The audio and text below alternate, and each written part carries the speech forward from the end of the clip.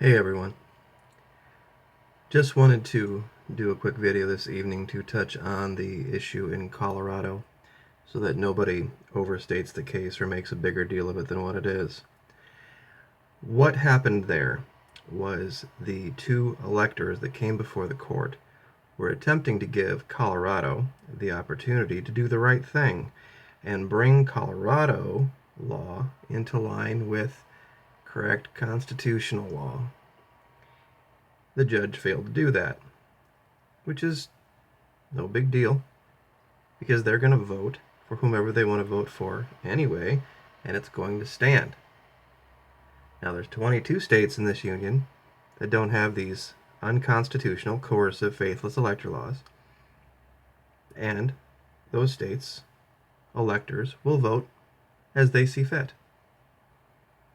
And if anybody tries to remove and replace, it's not going to work, because you can go to Article 2 of the Constitution, and I can almost do it from memory at this point, where it says the legislature shall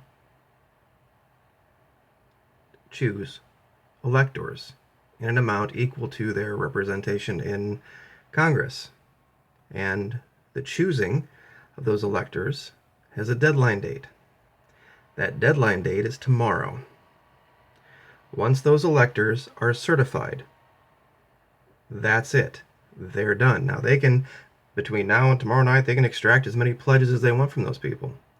But the idea that they can have this bullpen of replacement electors to step in if one of these other electors would, for some reason, not vote the way the state thinks that they should, is a bunch of bullshit. Because you're only allowed to, according to Article 2 of the Constitution, appoint a slate of electors equal to the representation.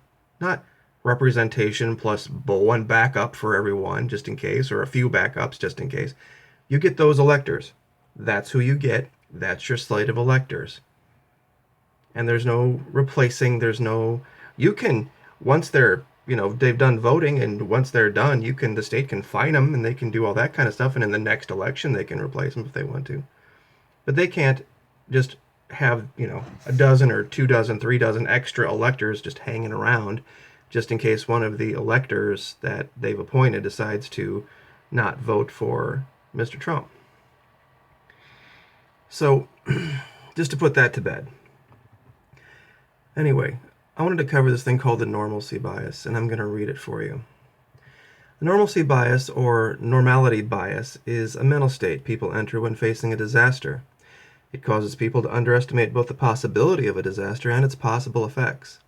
This may result in situations where people fail to adequately prepare and, on larger scale, the failure of governments to include the populace in its disaster programs. Well, that's exactly what's going on here with Trump supporters.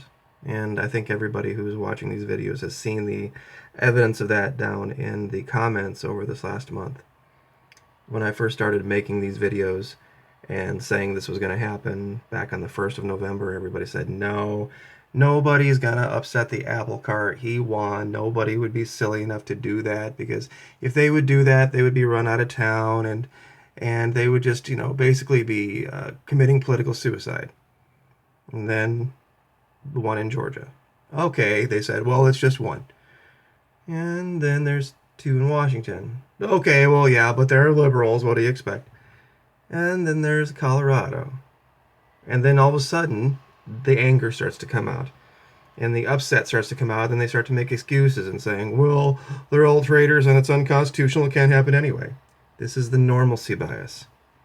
This is what happens when something is coming that people can't mentally deal with, and so they want to default to the way things have always been. I mean, how many posts have we seen? In the history, there's only been so many, and it's never happened before, and it's not going to happen now, and even if it did, it's not legal. They're going to do anything and say everything they can to not accept that the storm is coming. And this is an observed behavior in people in all of these types of situations. I mean, we see here 4 out of 9 in Colorado say that they're ready to go. Here, There's 2 in Washington, but they say they have 7 are ready to go if they can find the right candidate. So when you add in Georgia and then you add in Texas, we haven't even gotten to the controversial states yet. We haven't even gotten to Ohio. And I'll tell you something about Texas. There's no laws binding there. It's a big state. It's got 38 electors. If you think these 2 are it, no. Sorry. There's more than that in Texas. Austin. Austin is a very, very purple area. So the idea that the Republicans there would be these diehard Trump supporters is not likely. So it's going to happen. The extent to which no one can really totally predict everybody's action, but based on what we've seen so far, this is just the tip of the iceberg. And of course, Trump supporters are going to say, well, no, this is it. It's just these people in Colorado, Washington, Georgia, Texas, and wherever's next. It's just going to be, they're going to diminish it and make it seem like it's no big deal. And even if it is a big deal, that the government's just going to step in and save the day for them. It's called the normalcy bias. So don't let it get you down, folks. It's happening. It's going to happen. It's undeniable. So, and this has actually trickled its way over to the president himself. We saw this call that he made to Taiwan and how he has had his foot on the accelerator with making all of these appointments. And what he's attempting to do is he's attempting to influence public opinion into believing that he is already president. Talking to Carrier, talking to foreign leaders. He went after a union boss on Twitter. He, he's way ahead of the schedule of most presidents in putting his cabinet together. And he's doing that to influence public opinion toward the normalcy bias. He wants you to be accustomed to now him being the president, even though he hasn't been put through the Electoral College, hasn't been elected yet, hasn't been inaugurated yet. None of this has happened, but he knows perceptions are everything. And that's what he is aiming for. You to perceive him as president. You to perceive the idea that the Electoral College not approving him would somehow be this huge upset in the operation of our government when he's not operating our government. Our government's still under the operation of Barack Obama and will be until the 20th of January. I mean, he's not doing anything other than dog and pony shows. I mean, that's all this is. That's all the man is trying to do, is to make himself look and seem presidential by going and doing and appointing this person, appointing that person. He brought in Romney for no good reason. He brought in all sorts of other people. I'd even heard Dan Quayle,